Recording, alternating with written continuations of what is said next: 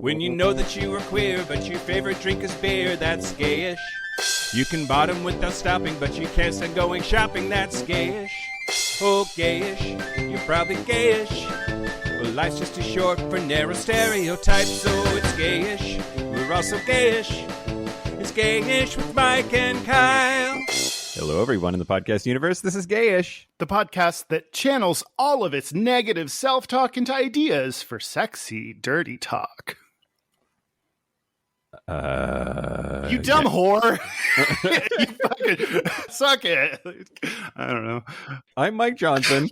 I'm Kyle Getz. And we're here to bridge the gap between sexuality and actuality. And today, womp womp. That should be the actual title of today's episode. Yeah, we're going to talk about our dearly departed person we didn't know at all personally, Betty White. Yeah, we're going to talk about Betty White, legendary national treasure, world-renowned icon, Betty White. And famously old person, Betty White. And now super dead. Yes. Allegedly. I didn't see the body. But first, here's the news. Shut your mouth. Oh wait, no, fuck my ass. Okay, we're gonna do. That's Betty White. That should be the new addition to that phrase. Feedback and corrections. I always want to do that before the news. Yeah. So I said that I believe that it was illegal in Washington State to sell bottomless mimosas. Now, I'm going to correct that, but it is not the slam dunk Mike was super wrong that necessarily was implied by y'all's reactions. So in Washington State, it is illegal to sell alcohol for less than you purchased it for. You cannot give alcohol away for free, except in very certain circumstances. And so bottomless mimosas would be illegal if they were to drink so much that they paid less than the booze was worth. And a lot of places have come up with creative ways of limiting the amount of alcohol that actually gets served to people. And there was an enforcement action that was started in the not too distant past that led a lot of places to remove it from their menus and replace it with pitchers that fits the sort of the spirit of the law. Spirit. But strictly speaking, bottomless mimosas are not illegal as long as the amount that people are drinking is monitored, they can't serve themselves, and that they don't serve them more booze than they have paid for in terms of cost. So I looked at the top 10 bottomless mimosas on Yelp for Seattle, and wow. only one of them had it on their menu, and with a big asterisk on it that said must purchase food, 2-hour limit on it.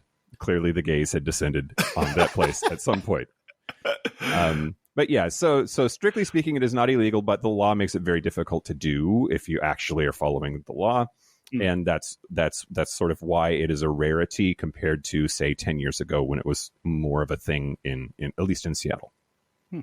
You spent more time researching that than I did for this entire episode. Okay, great. Well, cheers to that. Now here's the news. Shut your mouth hole. It's time for your ear holes. News the first. So you can't talk about the Betty White in the news. I'm not going to. Very weird. I mean, I guess you could, because you can do whatever you want. We don't. No one pays attention to our show that closely. But I just realized that. You guys, everybody, Kyle is a tyrant. He is absolutely merciless in his control of what comes out of my mouth. Someone save me. I've carefully concocted a carefree aura, but behind the scenes, man, I'm the worst. Period. Worst. Period. Okay, what's up? There is a death in the news, but it is not Betty White. First up, Republican Congresswoman Marjorie Taylor Greene has been permanently banned from Twitter. She is she's a cunt, Kyle. I don't know how else to put it. There are certain people, I don't like that word. There are certain people for whom I believe it is perfectly acceptable. She is virulently transphobic and has been for a really long time. She, outside her office, so she shares a hallway with Democrat Marie Newman, And when that congresswoman put up a trans pride flag, Marjorie Taylor Greene responded by putting up a sign outside her office that read, quote, "There are two genders, male and female. Trust the science." She's just horrible. She's said most Americans don't agree with the invasion of quote, "Most Americans don't agree with the invasion of trans biological men in girls' and women's sports. Your identity is not your sexual preference or what you like to do in the bedroom." Anyway, she is just a piece of work, a horrible asshole. Yeah. It's weird. I completely forgot about that because she's done enough terrible things. I forgot how transphobic she is. Yeah, exactly. Well, she was not kicked off of Twitter for her transphobia.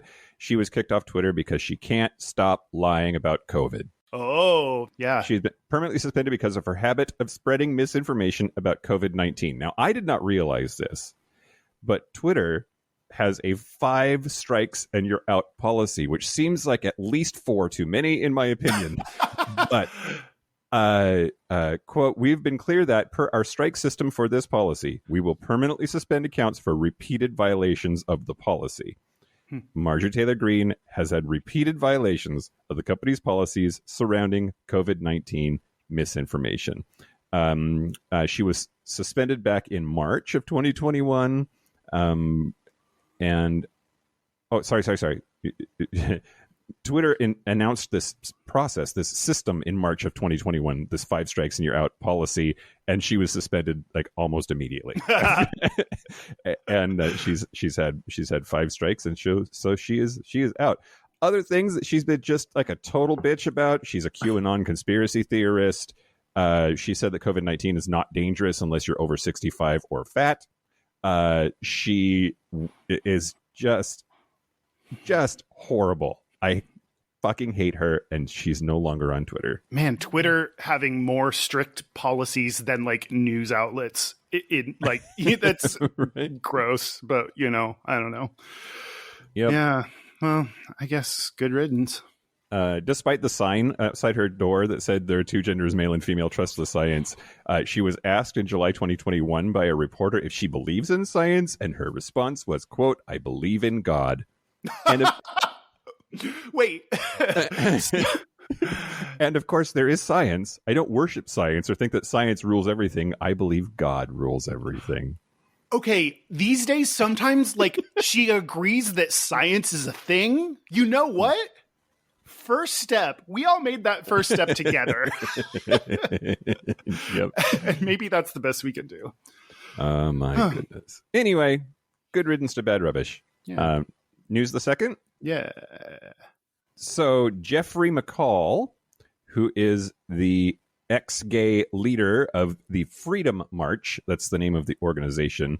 He's the founder and CEO of it.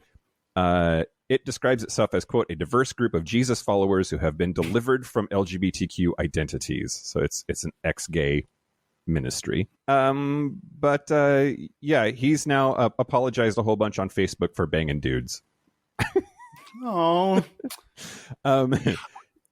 Yes, Kyle. But I'm like kind of happy for him, I mean, yeah, it sucks and hypocritical and all that stuff, but like, you know what? Get you some. Yeah. Well, yeah.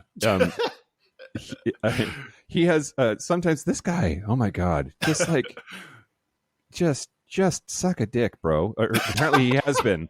But yeah, he's described himself as both a former homosexual and a former transgender woman, because somehow all of that connects for him. He appeared in the Netflix conversion therapy documentary "Pray Away." But he admitted to banging dudes in what I think is the most like bizarre, convoluted way to say it possible.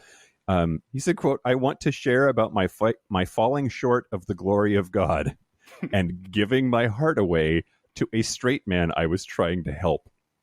After denying what I wanted with him, I then went on to fall sexually with a man when I felt wounded and lonely. This led to multiple falls with men over time." Wow, you're right. That's like cryptic English. Like Yes. he's trying to write like Shakespeare. There's a lot in there that's like not how humans talk as well. Yeah, yep, exactly. He never once actually uses the phrase like "sex with a men." He ends this long, like this rather long quote, but he says, "quote this falling short of the glory of God is not dictating my future." I'm gonna start every time I fuck now. I'm gonna call it falling short of the glory of God. That's fantastic. I love that. You're right. That's beautiful. If anything, it makes me never want to fall into that sin ever again. I think it's really interesting, too, that a bunch of other conversion therapy folks are now trying to distance themselves from him by saying that he's not the true real thing, right? So Executive Director Wayne Besson, he's the executive director of Truth Wins Out, which is an anti-conversion therapy organization. Quote, Jeffrey Mccall is a self-serving con artist who runs a fraudulent organization that preys on vulnerable and desperate LGBTQ people who grew up in religious homes. If Mccall had an ounce of integrity, he'd apologize for his rank hypocrisy and shut down his odious Freedom March racket before it ruins more lives. McCall's own actions prove that he has no ability to help anyone, starting with himself. Got it. That's it. Got it. Wow, that was very well said. That guy. Yep. Well done, Wayne Besson. Yeah. Anyway, so the ex-gay folks don't like him. The like normal gay folks don't like him either, of course. So again, yes, Kyle. I've fallen short of the glory of God many times. I know. I mean, like, I hope to fall short of the glory of God soon. It's 2022 is a new year. New year, new you. News the last. I said that there was a death in the news that it wasn't Barry White, and that's absolutely true. Former Senate Majority Leader Harry Reid is dead at 82. He was the senior senator from the state of Nevada and the Senate Majority Leader during the Obama era. And President Obama has said that he wouldn't have been elected if it weren't for Harry Reid.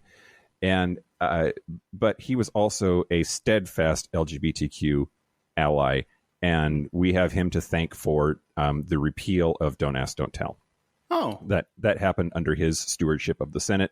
As you might be familiar, the Senate's rules are absolutely fucked, and basically Mitch McConnell, whoever's in charge, can do or can make whatever they want to come to the floor or stop it. They have a lot of power over what happens in the Senate. And the repeal of the anti-LGBTQ military ban, Don't Ask, Don't Tell, was repealed under him.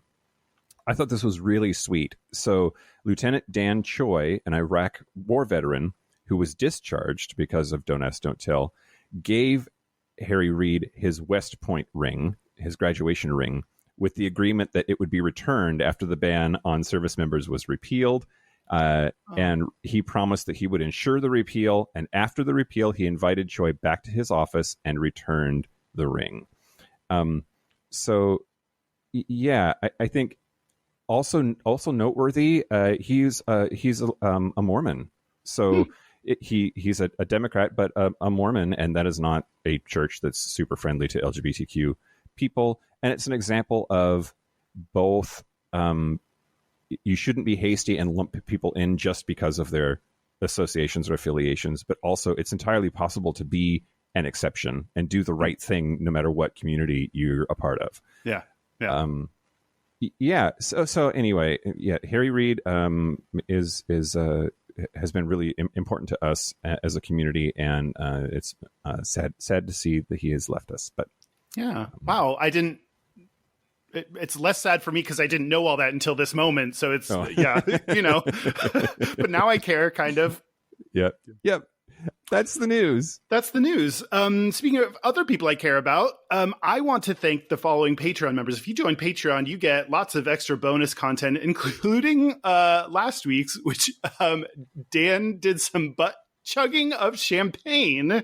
Yep. So if you want to hear or see that from the not all the But yeah, go ahead and sign up. You can sign up at patreon.com/gayish podcast. I never do it in this order. That's great. I want to thank the following supporters: Country Doc 79. Thanks for using your AIM screen name. Mason Barnett, James Carpenter, and this one is a puzzler. It's just a blank space. Like Taylor Swift. Like it's, oh God. It was just a blank, like there wasn't even there was nothing there.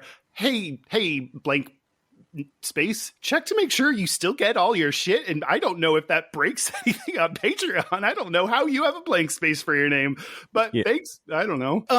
Thank you, everyone. That's the end. Great. Do you want to talk about Betty White? Let's talk about Betty White. Okay. I mean, predictably, I was going to start with the history of Betty White and or, her biography, which, Kyle, I'm going to try to spare you because, like, I know. Well, you're not going to enumerate her full list of achievements in life?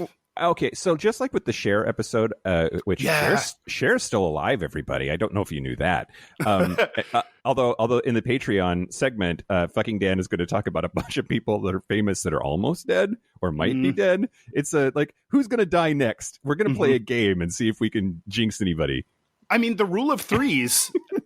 Like, we're going to talk about that too. Oh, okay. Wait, but Mike, I was going to say before we do that, I also just wanted to mention, like, we don't usually do like topical episodes, but it just like this happened. We were together and we were like, oh yeah, like this would be an interesting topic. And luckily I think there's enough things to talk about for Betty White, but that's why we're doing this. We just kind of decided to do it.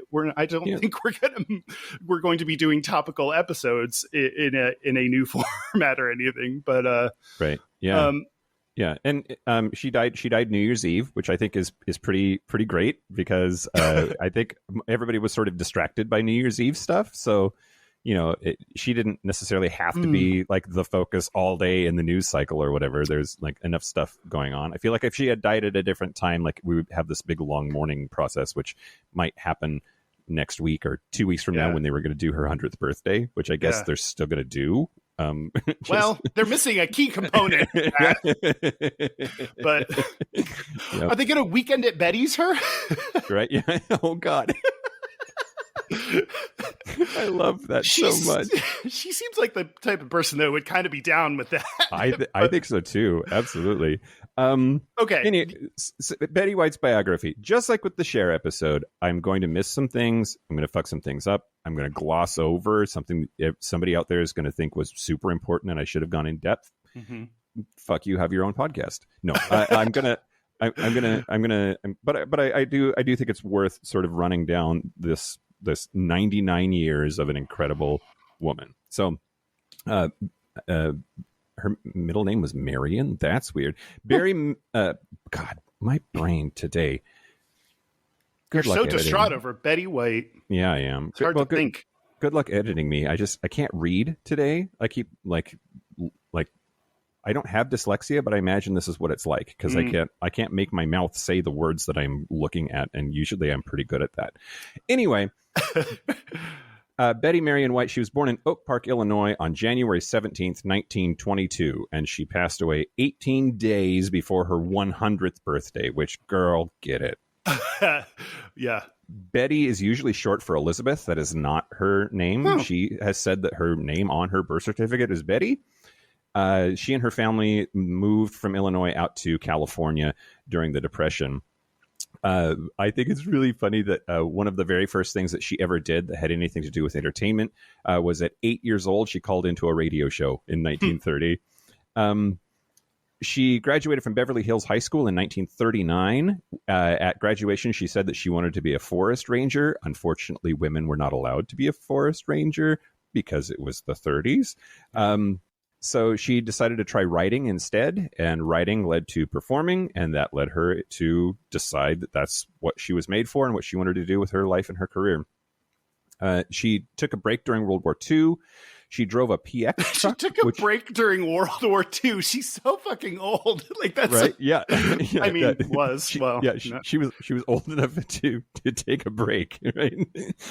During World War II. Like, yeah. Yeah, absolutely. Absolutely. She drove a PX truck, which I don't know what that is, with military supplies to the Hollywood Hills during that break. It was during that time that she met her first husband, Dick Barker, who was a United States Army Air Force's aircraft pilot. Just after World War II, they got married and they moved to Bell Center, Ohio, because Barker owned a chicken farm there and he wanted to embrace a simpler life. Betty was not down and she was struggling with Dick. Exactly. Yep.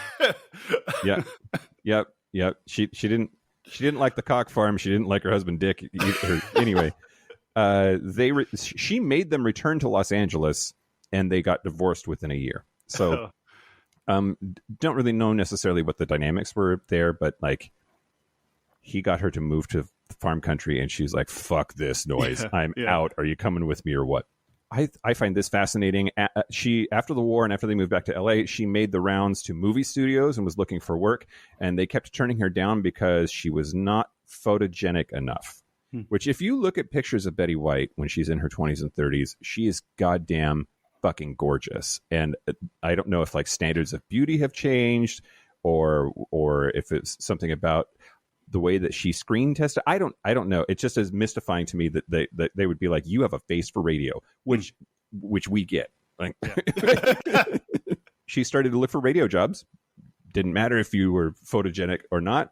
And she started reading commercials, playing bit parts in different dramas, radio dramas. And eventually she was offered her own radio show, The Betty White Show, which she would later go on to have a television show also called The Betty White Show. In 1947, she married Lane Allen, a Hollywood talent agent. He wanted a family. She said, no, I don't want kids. And so they divorced because she didn't want to have a family with him. So they divorced in 1949. They were together for like a little under 2 years. Yes, Kyle. I'm making some connections to like gay shit too. Like these are interesting decisions that she's had, like making a decision to not want to have a family and pursue like a career. Like that is, especially for the time, like that is not an expected choice. Yeah, absolutely. Yeah. I mean, especially in the 1940s, right? Like the narrative is totally like, do nothing with your life, but get married and be barefoot and pregnant in the kitchen, right? Like, and she's like, fuck that noise. That's not what I'm doing.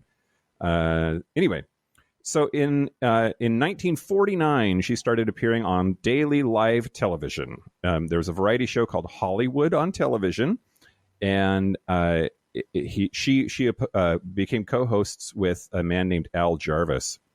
It ran in the Los Angeles market, and in 1952, her co-host retired or left the show, and so she took over and did it by herself. So she, for 6 days a week for about 4 years, she ran this television show, and that was her in. Oh, that sounds exhausting. Right. Yeah. She did a lot of singing on that show. Apparently, she would sing at least a couple of songs on every broadcast. Damn. In 1951, she was nominated for her first Emmy as Best Actress on Television, competing with Judith Anderson, Helen Hayes, and Imogene Coca. The award went to Gertrude Berg. And I have no idea who any of those people are. Yeah, no, me neither. And I mean, she was nominated for her first Emmy 70 years ago. Yeah. Fuck. There's like, something like I was looking up like GLAAD Media Awards, and I was like, when did they start the GLAAD Media Awards? Because like the things she did might have existed before that. Like you have to start looking up. Did this happen before? Like, yep, yeah. absolutely. Did the Emmys exist back then? Let's look that information up. Something that I didn't know was apparently the Emmy for Best Actress used to go to the actress. It wasn't tied to a show. Like now you get the Best Actress Emmy for like think of any show, Mike. Name a show. Handmaid's Tale. Great. And that's it would be your specific work. In this case, it was just like your career this year. I didn't know that. Huh. Yeah.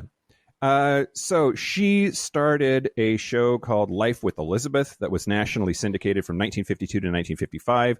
She was one of the very first women ever to be a producer. She had full creative control in front of and behind the camera, and that was a very, very big deal.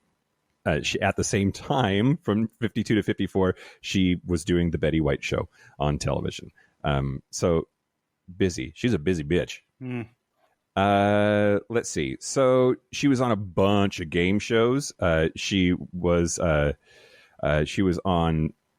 Password and Super Password and What's My Line and To Tell the Truth and I've Got a Secret and Match Game and Pyramid. She was on all of them, and she happened to marry the host of Password, Alan Ludden, in 1963, and she changed her name to Betty White Ludden. I guess he had to propose to her twice before she said yes. And then, yeah, I get they seem like actually super in love. He died of stomach cancer in 1981. And in an interview with Larry King, he asked her if she ever wanted to remarry, and she replied by saying, quote, "Once you've had the best, who needs the rest?" It's what every dude I fuck says. Right. It fall from the grace of God or whatever. Yes, every dude I fall from the grace of God with. So when I was looking at things that gay people identified with about her, one of the things that they made this I don't know that I would have done this, but one of the articles made this comparison of having a spouse that died in the 80s. Yeah. Although not from AIDS, that's an experience a lot of gay couples had. So that was something they pointed to as like I don't know, why we may relate to her. Yeah, I think that's a pretty good point. I relate to her because I also hope to be married a third time and have that be the last one. I'm on track, Betty. She was on so many game shows, she got called the First Lady of Game Shows. That was one of her nicknames then for the rest of her life. So in 1973, she started appearing on the Mary Tyler Moore Show as Sue Ann Nivens, which, for reasons that will become clear later in her career, is basically the opposite of Rose Nyland from Golden Girls. She's man hungry, and this sort of sickly, sweet, like nymphomaniac. And I don't need to draw the comparison to gay men there, do I? We all okay. You get it. Yeah. She got her second and third Emmys because of the Mary Tyler Moore Show. Let's see. She almost didn't get that job because of weird, like, I don't know what to... She was already friends with Mary Tyler Moore. They were super tight. Like, they would hang out and stuff. And so then when, who was it? Valerie Harper left the Mary Tyler Moore Show, there was a spot that they wanted to fill with another woman, and they wrote this character for Betty White, or at least said that Betty White was going to be perfect for this character. And then they tried to cast a bunch of other people. And the whole thing was they didn't want to offer it to Betty White and then have her friendship with Mary Tyler Moore be affected because it didn't work out. Also, like, I don't know, it's just business. Like, you would think that, like, apparently they got over it. She, auditioned for the role, got it, and then was amazing. She got the role they wrote for her. That's cool. Yeah, and she got a bunch of Emmys for it. In the 70s, she invented this character called Ellen Harper Jackson on the Carol Burnett Show, and was in several sketches. That's important because then Mama's Family, which was a sitcom that Carol Burnett and that whole cast of people started in 1983, that character, because she had been a recurring character on the Carol Burnett Show, became part of Mama's Family. And it was on Mama's Family that she started working with Rue McClanahan. So they had they were on the same show together before Golden Girls. Let's see. She in 1983 she won a daytime Emmy for outstanding game show host, and was the first woman to do that. Her game show, I only included this because of the gay angle. The game show's name was Just Men with an exclamation point at the end. Just Men. What is that? This is, I don't care about the rest of either of our segments. What is Just Men? And can we bring it back? 2 female contestants, one usually a returning champion, competed. The object of the game was for the women to win keys by correctly predicting answers to questions posed previously to a panel of 7 celebrities, all of whom were men. Hence the name of the show. One of the keys started a car, which Betty White demonstrated with the actual key at the start of each program before dropping it into a clear plastic box along with 6 other keys. The keys slid down a series of slopes inside the box, emerging through an opening at the bottom of the box, and White then took all 7 keys out of the box, the identity of the ignition key now obscured by the shuffle, and handed 1 key to each of the panelists. Sounds like the weirdest key party ever. Right? Yeah, very disappointing because you just get a car and not sex with a stranger. Yeah, I do. That's an interesting, if dated and sexist, concept for a show. That's fun. That's fun sexism. In 1985, she started on Golden Girls, which I know we're going to talk a whole bunch about Golden Girls later on in the show, as Rose Nyland.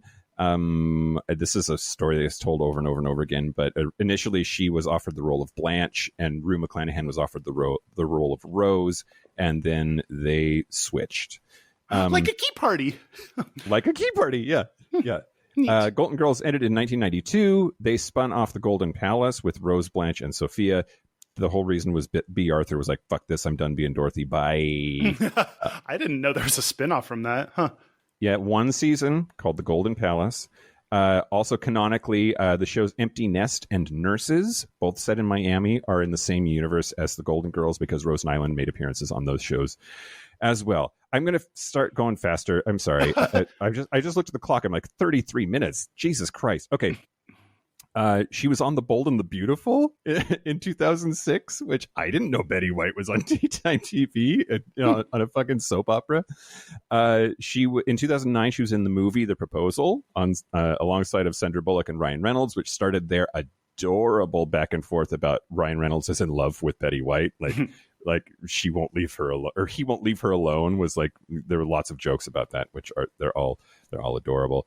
In 2010, there was this big campaign to get her to host Saturday Night Live, which ultimately was successful, and she hosted Saturday Night Live on May 8th of 2010. That made her, at age 88, the oldest person to ever host the show. The previous record holder was a woman who won the Anybody Can Host contest in 1977, which this little story of like Hollywood history is fucking incredible to me. Saturday Night Live in 1977 had a contest called Anybody Can Host, and the winner was a fucking 80-year-old woman. So they had her host Saturday Night Live, and then like never again did that happen. They never repeated that again. But Betty White, for hosting SNL, got a Emmy for Outstanding Guest Actress in a Comedy Series. She was in Hot in Cleveland after that, which had a great run. I enjoyed that. She was Ella Ostrovsky in that. Just 80 years in television. Or in media, and she's fucking amazing and a treasure, and will be sorely missed. And I give you now back. I yield back the balance of my time. Thank you, Representative. I want to talk about, I feel like whenever we talk about a person, I like to look at, especially people that are labeled an LGBT icon or a gay icon. What have they earned that? What have they done to earn that? Do I agree with it? All that shit. So like, does she deserve that shit? Does she deserve that shit? Do you have a feeling of if she deserves that shit? I didn't know that you were going to do a segment on this. Great. In like researching her life and stuff, I saw some anecdotes about her supposed support for the queer community, I'm reasonably certain that she wasn't anti, but I didn't look. I don't know. I don't know if she deserves that shit or not. Kyle, tell me. Well, I was trying to get your initial reaction without the information. So you're okay, but so you're actually, not like, Kyle. Oh, hi, hey. If she's anti-gay, please don't tell me. Don't kill this for me. I want to remember her forever as dear, sweet Betty White, whom I love and treasure and adore. Let's ruin Betty White. Something that like other female, unlike other female gay icons, she is not the same style of like a beleaguered, like, has been down on her luck and had to claw back up against, like, there's all these tropes that we've mentioned about, and maybe it's just the pop stars, I don't know, because I don't know, like, she does not have the same quality that other like female gay icons do. She's a different type, which I think is interesting. Anyway, so in just about every post or story that I saw about Betty White's death from an LGBT like news source or Twitter or what have you, said like LGBT ally Betty White or gay icon Betty White. Like, consistently, that is how I saw her name being reported, like, by those words. So it is enough that, like, all the, everyone's saying it. And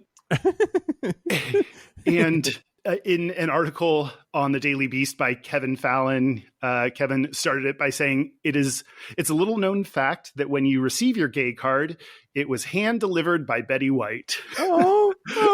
Which I thought that was funny. I think oftentimes, more than I would almost want to give them credit for these things, is the work that she does, the shows that she has been in. LGBT people love those shows, and especially gay men love those shows. So it's like, you don't necessarily, like, we like the media, just like pop, like, we like the pop songs. So that's part of what makes them an icon. And this article I was looking at talked about in the TV show Looking, they reference like Gold Girls, and Jonathan Groff's character watches that. Apparently on RuPaul's podcast, she talks a lot about Golden Girls. Like, we like Golden Girls and the shows she's done, so that's a part of it. She tangible thing, but like not too much detail I found, is she is a strong supporter of the Elton John AIDS Foundation. She's a supporter of GLAAD. She's appeared at the GLAAD Media Awards. I don't think she's actually won, and I don't think Golden Girls actually won for the GLAAD Media Award. And this is where I looked it up, and there was an overlap in Golden Girls, and GLAAD had started by the time Golden Girls was still on the air. But but she like showed up and stuff. Betty White in an article said that she attributes her LGBTQ plus following to her racy characters and her love of animals.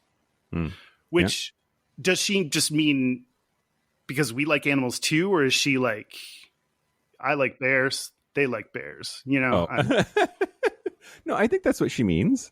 And we've not talked about it that much on this show, but I think that like gay people are so starved for unconditional love because of the fucked up world that we live in, that like they like dogs a lot.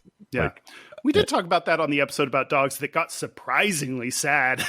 Did not mean for that episode to be so sad. I still think about that sometimes. And then I looked up a few quotes. So she has publicly talked about her support for gay marriage, gay rights. In 2010, in an interview with Parade, she said, quote, "If a couple has been together all that time and there are gay relationships that are more solid than some heterosexual ones, I think it's fine if they want to get married. I don't know how people can get so anti something." In an interview with Larry King in 2014, she said, "I don't care who you sleep with, whom you sleep with. I don't, it's what kind of a human being are you?" And in an interview that showed up on WNYC in 2011, she said, "The gay community seems to like old ladies. They always have." Especially old, like inappropriate ladies, like ladies that give zero fucks anymore. Like, yes. Well, okay. My next I don't know if I should like dive into that, but like as a side thing, I was like, why do gay men like old ladies? And that's going to be my next segment. But, okay, but to finish this, like, I think, she's probably right that the character she played, who, you talked about the horny man hunting one, and then like Golden Girls just as a show made racier jokes and sexual jokes that anyway I think it's about the characters and she did shit that I feel like I always like downplay things. Like if you were a giant star like Betty White and you are supporting gay marriage, in interviews. That's really big. That's a rando like you or I, you know, random straight person just saying I support gay marriage is like, that's not very much. But like to use your celebrity to push it like that, you know. So she did shit. Yeah. We like her, so we get her. We, you know, we get to decide who's a gay icon. So yeah, you know, I'll go with yeah. I'll go with yeah. I'm down with that. Okay. Can I go into gay men and old ladies? Gay men and old ladies, sure. Okay. I mean, I aspire to be an old lady. Okay. Why? And maybe this will help set up. I don't have the answer. I don't know. Like, there's not too much research on this, surprisingly. So why do you want to be an old lady, Mike? I want to drink martinis and wear muumuus, and I want to give zero fucks. I want to tell people exactly what I think about them without any anxiety or remorse. I want to kick it with my other old lady friends and do old lady things together, like play bridge and day drink. Yeah. Also, like, maybe we need to, like, I don't know, define old lady a little bit too, right? Like, it blows me away that the Golden Girls were like in their late 50s and then and in their 60s. It was never, I don't think it was ever like fully, I might be wrong about that. But, you know, late 50s and 60s, except for Sophia. And that does not seem old to me now. And no, yeah, these days that would not be what we would, those characters would not be that age. They would be older. Yeah. Huh. Anyway, go ahead. So the only thing that I could find that was close enough, which I think may, I think there is something to this weird stereotype that I stumbled into that, you know, because of Betty White's quote, that there is something that we like about old women. And I don't know what it is, but there was an article in bitchmedia.org. Nice. Sure. Nice. By Jennifer Keshin Armstrong in 2013 that was called 4 Reasons Gay Culture Loves Shows About Straight Older Women. So this is about the shows, not the people, but closest I could get. 1, older women serve as role models for gay men when we don't have role models in the media. Like when you, and we've talked about this for like pop stars of like, well, in the past, you can't have a gay pop star. Like that wasn't an option. That wasn't available. So who do we then go to and like, and older women could serve that role of someone we looked up to in the media. David White in 2009 wrote a piece in The Advocate called Designing Women Made You Gay. And he said, quote, these characters, quote, taught a lot of gay guys of the late 80s how to carry themselves and gave them the haughty dialogue they needed to bash back when life got them down. I mean, that was the night the lights went out in Georgia. It, like, that sentence made everybody gay, I think, from Designing Women. Do you remember that scene? No, I thought you were talking about something else, but no. I'll show it to you. I'll show it to you. You don't have to, but whatever. I never watched Designing Women. I don't. Anyway, so basically, I just did a whole lot longer exposition of what you said of like just like say what you think and not give a shit what people think. Yeah. Second reason shows another side to life than marriage and children, because when you're older, those are no longer, especially in like Golden Girls, like that, those are no longer the central points of your life. And like older women, we as gay men are expected to have those things that we care about. And that's what society, and then we have to be like, oh, I'm like children, like maybe not, I don't know. Yeah. And so like that, you know, we have similarity there. They get to talk about sex and make raunchy jokes. Yeah. And the fourth one is they prioritize friendships. So the shows are often like about the friendships and the family that you create together, which... Yeah. Do you want to be an old lady, Kyle? Yes. For all the same reasons that you just said. Like to drink and, you know, just like rocking. Rocking chairs are cool. You know, like, I don't know. Yeah, I do. I definitely do. Rocking chairs are cool. Like blankets are cool. Afghans, you know? Blankets are cool. Blankets. You're right. Muumuus. God, if I could just wear like a big flowy something and not. Yeah.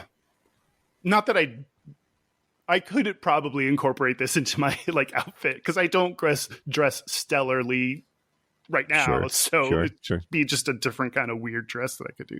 Anyway. I also think there's sort of a permission to over-accessorize. Like, you can wear as much fucking bling, as many rings and bracelets and giant-ass earrings and necklaces as you want to. Go for it. Yeah, like Coco Chanel said, before you leave the house, put on 10 more giant fucking earrings. Yeah. Yep. Yeah. Yep.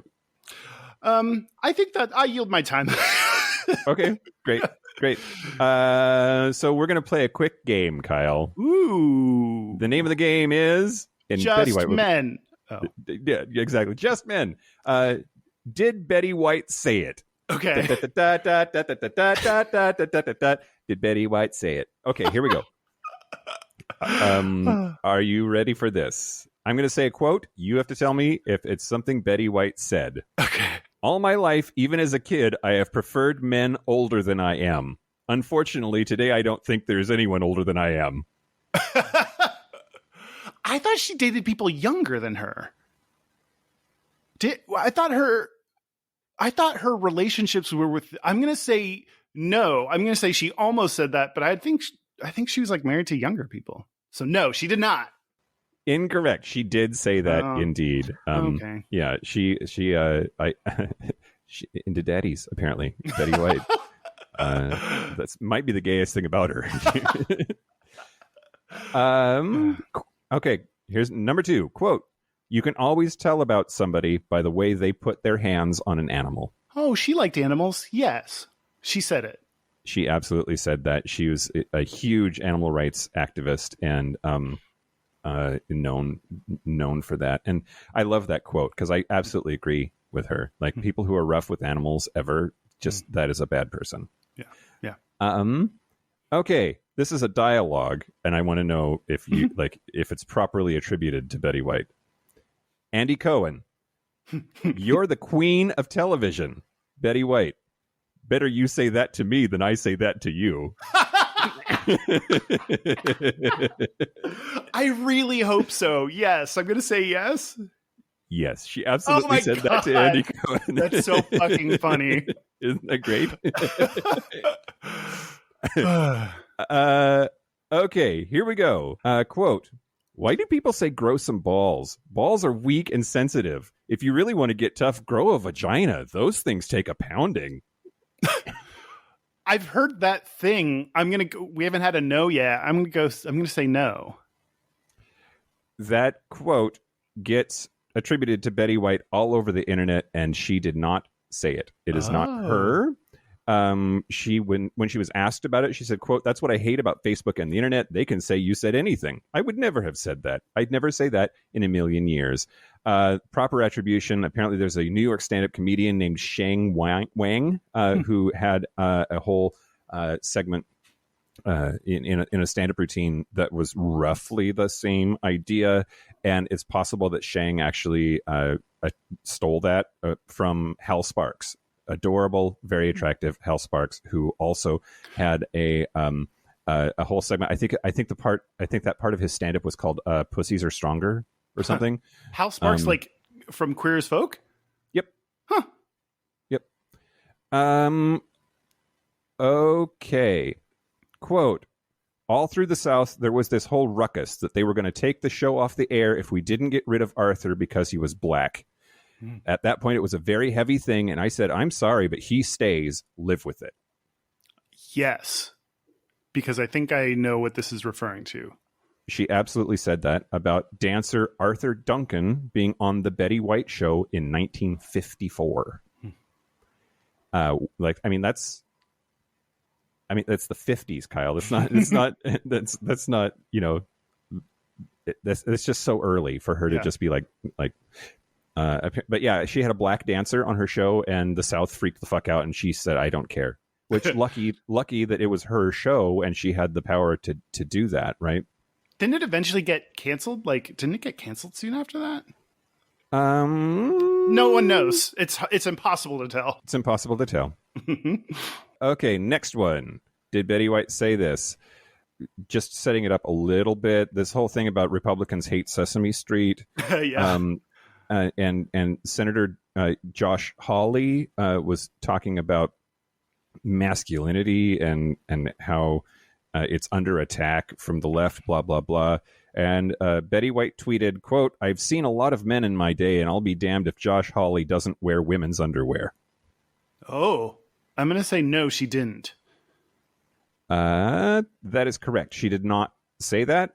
There were a couple of tweets that were put out by @BettyM.White on Twitter, which is a joke, a satire Twitter. The other one that gets misattributed to her all the time, it was about Big Bird. Republicans hate Big Bird now, but I wish she had said it. Quote, "As someone who had a 20-year relationship with the PBS star playing Big Bird, he never gave two shits what anyone thought about his feathery ass." Which that doesn't sound very Betty White-ish at all, does it? Okay, we got 3 more, Kyle. Okay. Next, quote, "Animal lover that I am, a cougar I am not." Oh, I'm going to say yes, because I'm going to guess that was it from Hot in Cleveland. She did say that. I don't know if it was from Hot in Cleveland or not. I think it was a real quote. Oh, I'm going to make up my own headcanon as to why she has said these things. Sure. Yeah. Well, and as we established earlier, she has a thing for daddies, so she's not a cougar. Mm-hmm. Next quote: "I'm older than sliced bread." I've seen on the internet that she's older than sliced bread, but I'll say yes, she said that. Okay, it's a slightly trick question. I could not find an example of her actually saying that sentence out loud. However, she was definitely older than sliced bread. She was born in 1922, and the first commercially available bread slicing machine came out in 1928. So that was a good one. I appreciate the thought that went into that thing that tricked me. Last quote: "When I first heard about the campaign to get me to host Saturday Night Live, I didn't know what Facebook was. And now that I do know what it is, I have to say it sounds like a huge waste of time." I'm going to say yes. Yes, she said that in her monologue when hosting Saturday Night Live. That's very funny. That is, you win, Kyle. You won. Ding, ding, ding, ding, ding, ding. Show him what he's won, Dan. As he looks for something. Well, that's Did Betty White Say It, Kyle, and you did fantastic. Thanks, Mike. I'm going to tell you now about the Golden Girls. Great. Okay. Now, here's the thing, Kyle. Okay. Ooh. This is where our slight age difference might really work in my favor, because I remember watching a lot of first run Golden Girls with my grandmother. Like it was kind of a way that we bonded. And I think Golden Girls started before you were born. Mm. Yeah. Okay. Go ahead. I never watched it. Like I watched some shows during Nick at Night. Like I watched Bewitched and something else. Anyway, but Golden Girls was never one that I watched during those reruns, but I have watched it as an adult when it came on one of the, I forget which TV viewing platforms that I watched it on. So I have seen the full series. Did I watch it during COVID? It doesn't matter, and I don't remember. But so I've seen the full thing, loved it, and it's very difficult for things to hold up so far after they have been made. Like, I mean, Will and Grace doesn't hold up, and that was 20 years later. So I also want to a little bit similar to what I did before, talk about some of the gay undertones, or why do gay men like Golden Girls so much. And sure. As I was kind of writing things down and thinking about it, I mentioned before on why we like old women. These 4 women were a chosen family. Exactly the phrase that I've been ruminating on is chosen family. Yeah. Which is very, I don't know. I still don't think you see that in too many shows of a group of people that live together in a house because they decided to and are friends. I don't know. That's very rare. And aren't in college. Right. Yeah. They talked about, they made raunchy jokes and sexual jokes. And I think both gay people are supposed to kind of fit in to society by not talking about their sexuality, by dimming down your sexuality. That's more plausible, palatable. We got there together. Palatable to like other people. And I think it's the same way for old women are not supposed to like be horny and talk about all the sex they want to have, So I think both groups like to have these women making sexual jokes and then also have storylines about them like going on dates and fucking and whatever was rare and cool. I wrote that Sophia, she is one catty bitch, and I think that's gay people love being catty people to each other, and that, so I think that's something we like. And then I saw in an article it talked about women living together as friends, which is like they're not gay, but it's a very lesbian trope. Like just saying that phrase, women living together as friends, is they had some gay episodes. They talked about things like AIDS and shit, but it was not a gay show. But those are some of the reasons I could find that gay people would be drawn to that show. Apparently, one of the reasons that lesbians love Betty White, by the way, is that her stepdaughter is a lesbian, and she's been super supportive of her. I'll just read this. From a National Enquirer article, quote, Betty remains very close to his, talking about Alan Ludden, Betty remains very close to his youngest daughter, Sarah. This is the most lesbian sentence ever. A 59-year-old sixth-degree black belt karate champion who runs a martial arts studio in Chicago with her partner of more than 20 years, Nancy Lanou. Wow.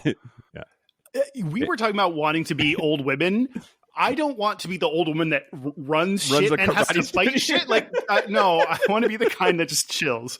I'm glad I didn't know that, so I'm glad you mentioned it. Also, glad you mentioned that because that is just the type of fact someone would write in and be angry we didn't mention. Right? Yeah, absolutely.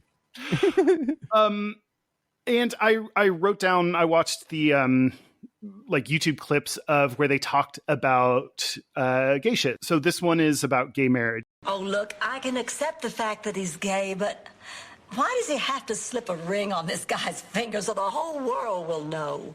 Why did you marry George? We loved each other. We wanted to make a lifetime commitment, wanted everybody to know. That's what Doug and Clayton want, too. Everyone wants someone to grow old with, and shouldn't everyone have that chance? Sophia, I think I see what you're getting at. I don't think you do. Blanche, will you marry me?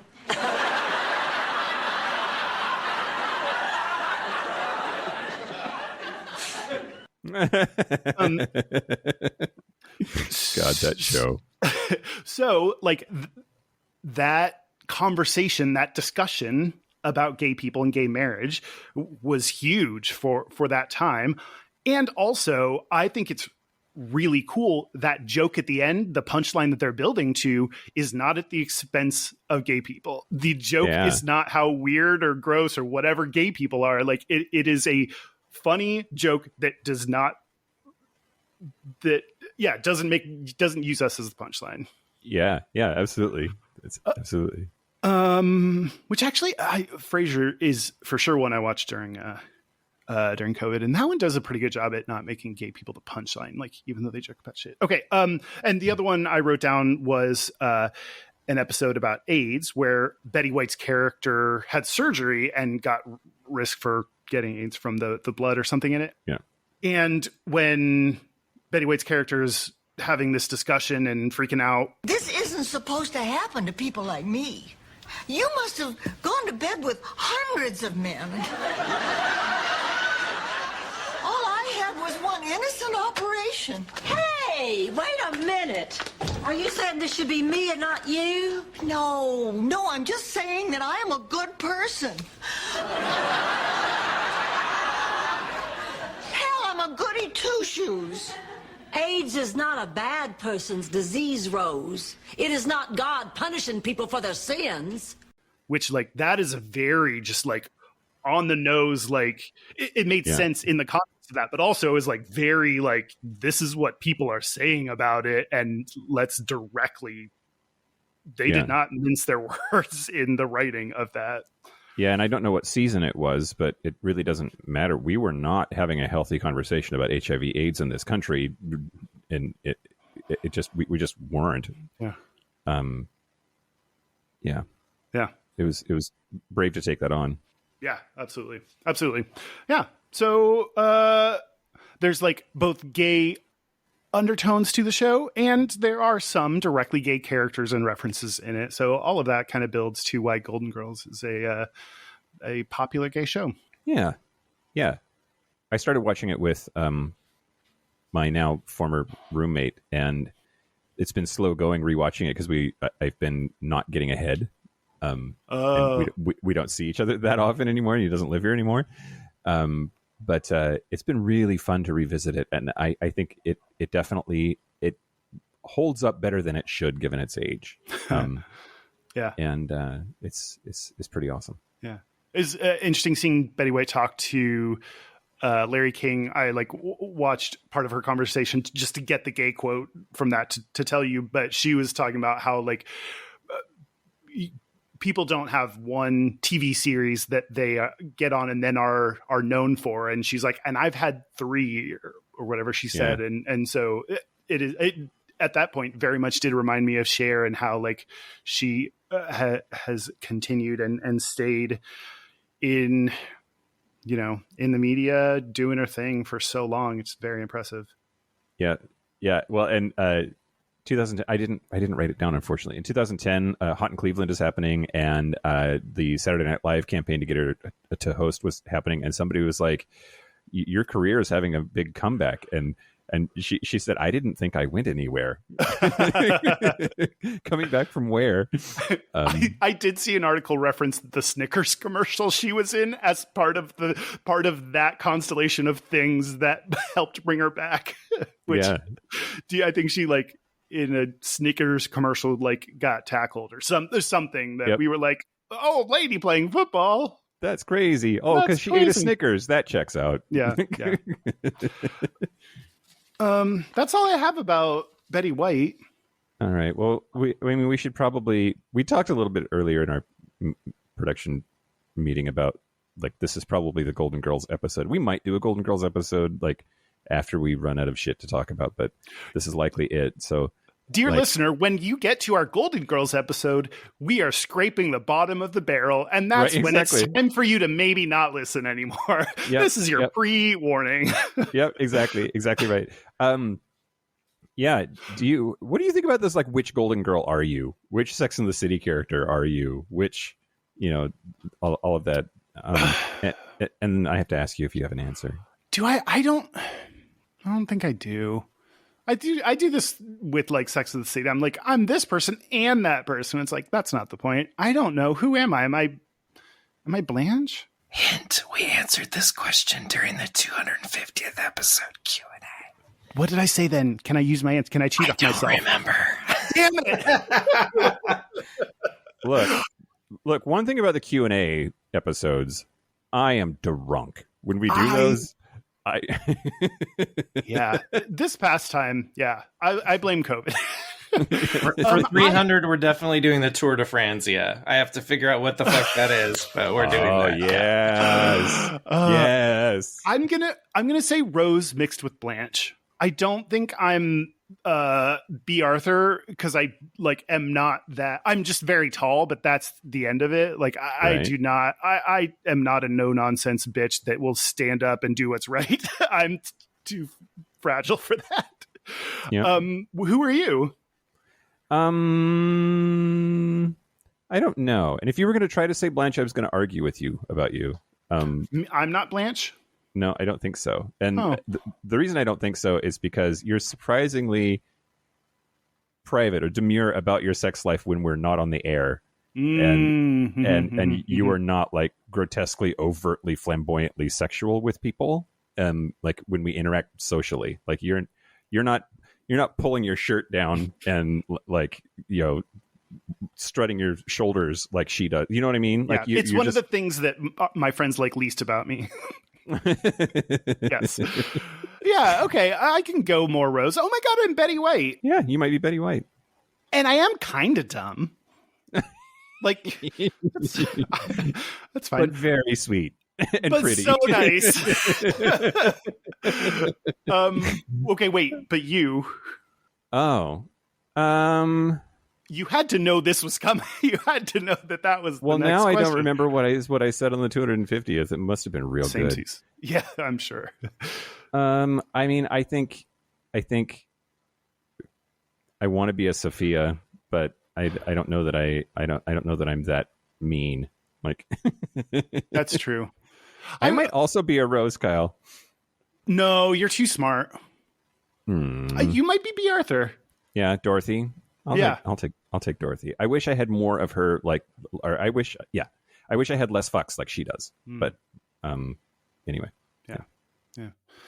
And Dan is Blanche. Okay, did we do it? Hey, I was both excited to, like, we planned this because of news, and everyone's talking about it, and everyone, like, we kind of know, like, she's a gay icon, or like people said that. Also, I think I was also worried, like, how much am I going to have to talk about? Like, I don't know. She was in a lot of shows. I think stumbling upon some of these interesting, like, TV tropes and things, like stereotypes about old people. I don't know. There were just some interesting things that I came across that, like, actually fit into our show's theme of talking about stereotypes more than I expected to. So I want to say I'm proud of me. I'm proud of you too, Kyle. Yeah, I think we did it. Okay, we did it. R.I.P. Betty White. Rest in power. We love you. Yeah. Let's take a break. Let's take a break. Thank you for being so dead. This is the part where Mike and Kyle take a break. So are we back? We're back. We're back. Unlike Betty White, we're back. Well, if she rises from the dead, I will worship her like Jesus. Better her than. Anyway, we're going to do Gayest and Straightest. We're going to do our gayest. God damn it, my fucking mouth today, Kyle.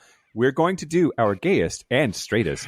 But first, our website is gayishpodcast.com. We are on Instagram, Twitter, YouTube, Facebook at Gayish Podcast. And we have a Facebook group and a page and a Discord, and join all that stuff. Our hotline, you can send us text messages or leave us voicemails, is 5855-GAYISH. That's 585-542-9474. Standard rates apply. Our email is gayishpodcast@gmail.com. And our mailing address is Post Office Box 19882, Seattle, Washington, 98109. Real quick, we were in Gayagenda magazine, so if you want to, you'll have to pay for it, but there's an article in there about us. They interviewed us. They asked us questions about stuff, and we answered them, and they put it in a magazine. Yep. It's pretty great. Yeah. That's all. Rate, review, subscribe, and recommend, you fuckers. It's a new year. We need help. All those things help us. Rate, review, subscribe, recommend. We need help. Do you want to do our Gayest and Straightest? We can do our Gayest and Straightest. I'm happy to go first. Okay. So the straightest thing about me this week, I had don't at me. We were careful. I had a little New Year's Eve gathering, and the straightest thing about me this week is that while cleaning, I decided to just put some things under my bed. I think that's like a bachelor straight guy kind of a thing to do, like shove shit under the bed to get rid of it. And the gayest thing about me this week is I full on ghosted somebody on Grindr. We were chatting, and I decided I wasn't feeling it anymore, and I just stopped responding. And I feel a tiny bit bad, which is not so gay, but just doing that at all is super gay, I think. Ghosting is such a thing, and I hate it when it's done to me, but I couldn't not this time. I get it. Okay, my gayest is even though Seattle is like, it's the middle of like snowpocalypse here, I still took Reynolds to his grooming appointment. Yeah, you did. I had canceled this appointment several times, and as I was walking through the snow to get him to his appointment, I was like, I should have can't. This is not the important thing to do right now. This is not, I don't know, but prioritizing Reynolds' appearance as my gayest. My straightest is that when I noticed that I think I had some hairs, like had hair that was like maybe my hairstylist missed or something, I got scissors and I pulled it out, and then I just like did a little snip. So I think it's fine. I don't know. Doesn't really matter. The lack of care and attention that I did that with is my straightest. Yeah. Don't cut your own hair, everybody. Or do. It's fine. And Dan, you get a pass. You don't like. I've been cutting my own hair for even when I still had hair. I would just hang a mirror over the back of a door and go for it. Wow. All right. Risky. A listener's gayest and straightest. This one comes to us from Discord. CK Jake says, gayest, going to a small New Year's gathering where the host hired go-go boys and gave all the guests a stack of ones to give to the dancers. Wow. Straightest, being too scared to put dollars on them because I thought my hands would be too cold. But yeah, Kyle is also afraid of strippers. I'm not afraid of strippers. I'm nervous to be near them and touch them. That's another word for fear. Okay. Mike, it sounds like you need to step up your New Year's party next year. I'm expecting a handful of ones when I walk in the door. Yeah, we had no go-go boys. Okay, I'm sorry. Mike. I'll get right on that. Okay. I want to thank Betty White for, being a national treasure, unlike the movie National Treasure. I want to thank her karate champion lesbian stepdaughter. I also want to thank the following karate lesbians, our super gappers: Josh Copeland, Forrest Nell, Patrick Martin, Anonymous, Mark Walcott, James Barrow, Explosive Lasagna, Christopher Farrell, Jimmy Pugh, Kevin Henderson, Tipsy McStumbles, Donald Linsky, Thomas B., Dusty Sands, A. Coleman, Chris Cacciatore, and Jerome York, and Cian and Javi. Thank you for what you do. Please stay alive so you can keep giving us money. Thank you for being a friend. Thank you for being a friend. Well, that is it. This has been Gayish from the Chris Cacciatore Studios. I'm Mike Johnson. I'm Kyle Getz. Until next week, be much, be fabulous, be you. See you next week. Hopefully.